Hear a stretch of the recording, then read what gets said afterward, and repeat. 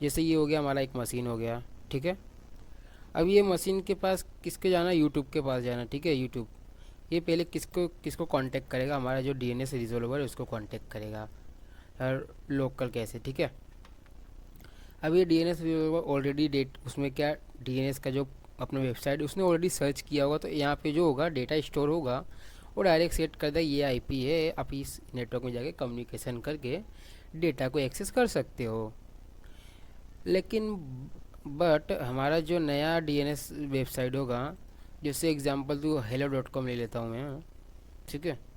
जैसे मैंने अगर हेलो डॉट कॉम ले लिया, इसने जो सर्च किया अपने मशीन के बाद, ये जाएगा डीएनएस रिजोल्वर के पास, ये पूछेगा मुझे हेलो डॉट कॉम का डेटा या फिर मुझे आईपी चाहिए, तो ये इसके पास तो होगा नहीं।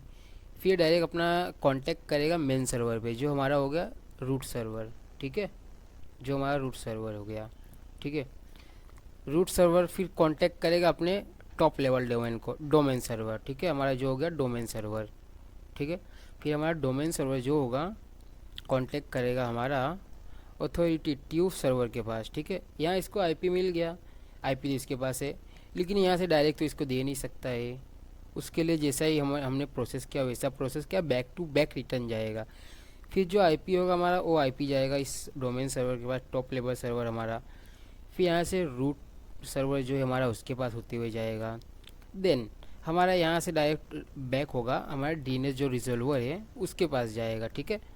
फिर डीएनएस रिजॉल्वर के थ्रू हमारा जो मशीन है उससे क्या आईपी मिल जाएगा, इस नेटवर्क में आपको जाके कम्युनिकेशन करना है, तो ये जो हमारा मशीन होगा उस नेटवर्क में जाके एक्सेस करके उस डेटा को, जो उसे डेटा चाहिए उसे एक्सेस कर सकता है, ठीक है। ये तो हमारा हो गया डीएनएस रिजॉल्वर। इसके बाद हम लोग देख लेते हैं जो हमारा अल्टरनेटिव होता है, अल्टरनेटिव वर्क है वो देख लेते हैं, ठीक है। सेम वैसे ही होगा जैसे डेटा इसके पास गया, इसके बाद डेटा नहीं होगा तो कांटेक्ट करेगा हमारे रूट सर्वर को। देखिए रूट सर्वर क्या बोलेगा, रूट सर्वर के पास भी बाई चांस अगर ना हुआ तो कुछ नहीं हुआ, वो कांटेक्ट करता है पहले उसमें इस अपने जो दूसरा टेक्निक था वो डायरेक्ट डायरेक्ट कांटेक्ट करता था, ठीक है। लेकिन इससे अब जो अल्टरनेटिव वैसे डायरेक्ट कांटेक्ट नहीं करेगा। रूट सर्वर को पता होगा कि इस डोमेन सर्वर का जो आईपी है वो डायरेक्ट सेंड कर देगा हमारे लोकल डीएनएस रिजोल्वर पे, ठीक है।